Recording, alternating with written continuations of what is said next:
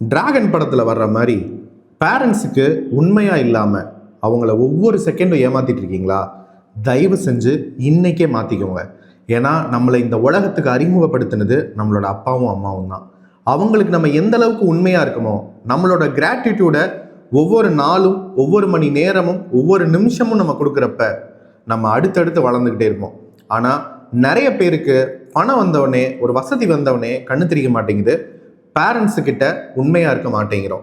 தயவு செஞ்சு உங்களோட ஒவ்வொரு வெற்றியையும் உங்களோட பேரண்ட்ஸோட கொண்டாடுங்க. உங்கள் அப்பா அம்மா தான் உங்களோட முதல் கடவுள். அதனால அவங்கள எந்த அளவுக்கு நீங்கள் நல்லா பார்த்துக்கிறீங்களோ அந்த அளவுக்கு நீங்கள் நல்லா இருப்பீங்க. நான் அதை ஃபாலோ பண்ண ஆரம்பித்தேன். என்னோட கம்பெனியோட சேர்மன் என்னோட அம்மா தான்.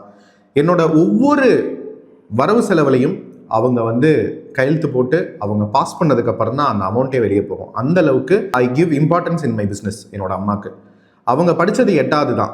ஆனால் என்ன ஒரு டிகிரி படிக்க வச்சு ஒரு ப்ரைவேட் லிமிடெட் கம்பெனிக்கு மேனேஜிங் டைரக்டர் ஆக்கியிருக்காங்கன்னா அவங்களுக்கு நான் உண்மையாக இருக்கணும். அதை நான் பண்ணிட்டு இருக்கேன். நீங்களும் தயவு செஞ்சு உண்மையாக இருங்க.